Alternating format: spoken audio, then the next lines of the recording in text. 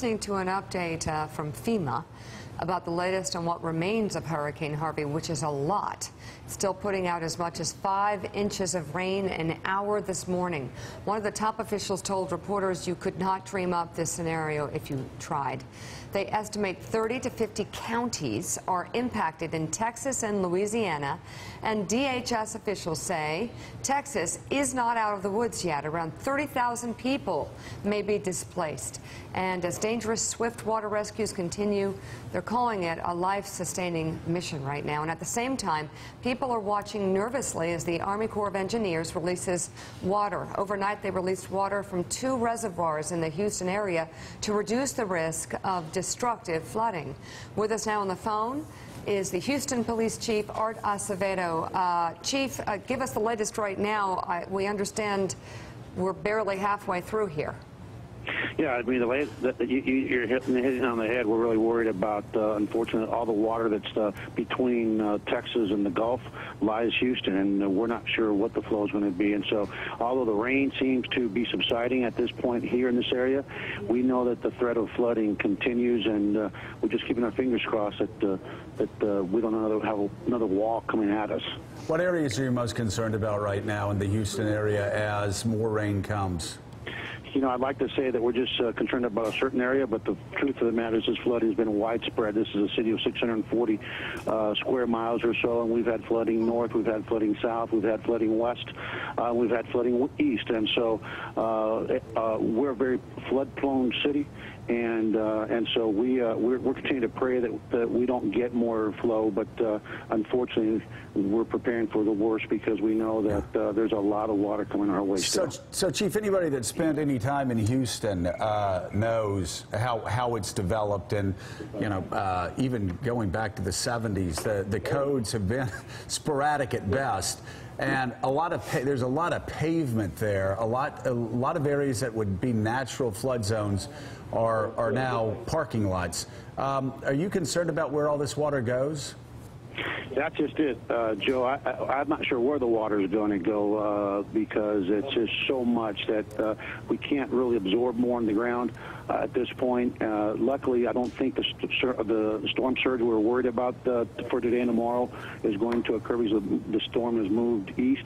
So we may cut a break in that regard, but yet we still have way too much water and not enough place for it to drain. Well, where the water goes, obviously a huge issue and a dangerous one.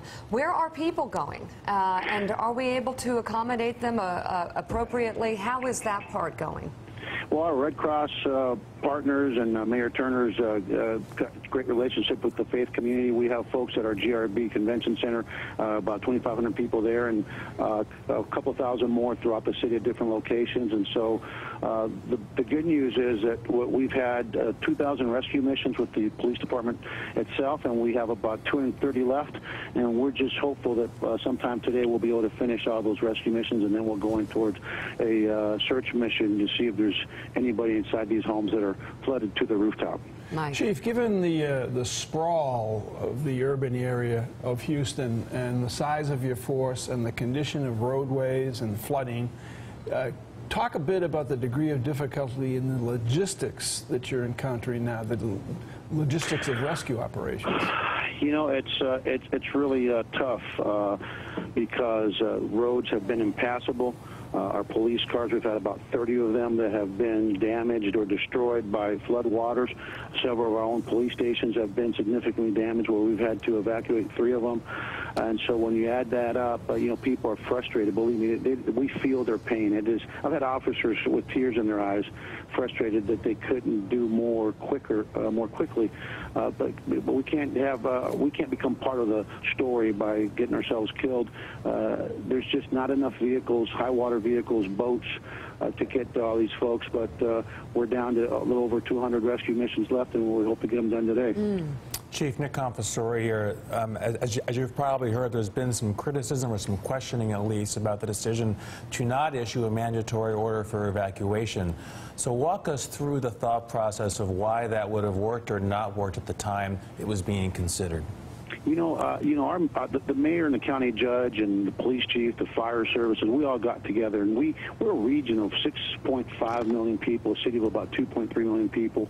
This event, as you all know, was not contained to just Houston. It has impacted the entire state. And so for those that say that there's the magic of evacuation, I'd like them to show me the magic plan that would have moved all these people safely, especially when we know that we have so many waterways throughout the state of Texas that cross these highways that be using that are prone to flash flooding. I'd like to say that we've only lost one confirmed death so far, and maybe up to 3.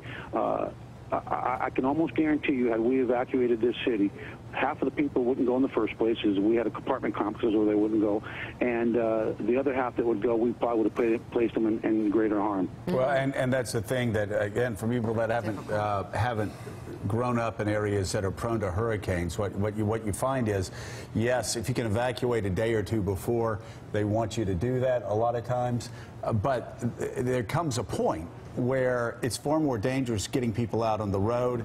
You've got traffic jams, and then they're trapped out there. Easier said than done. And then you talk about a real nightmare, Jonathan. Then that becomes a real crisis, even beyond this. Jonathan. Chief Jonathan Swan, you say between 1 and 3 deaths, which is not as bad as it perhaps could have been at this stage. What are your biggest concerns over the next 48 hours? What could lead to that casualties increasing, and what are you doing to manage that?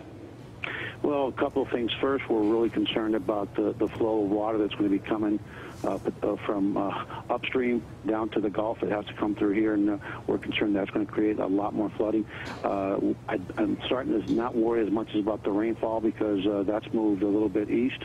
And the other piece that you always have to worry about are I think the scoundrels that show up in these cities after these events, trying to take advantage of people, trying to loot. And the word to the wise, we're not going to lower our posture.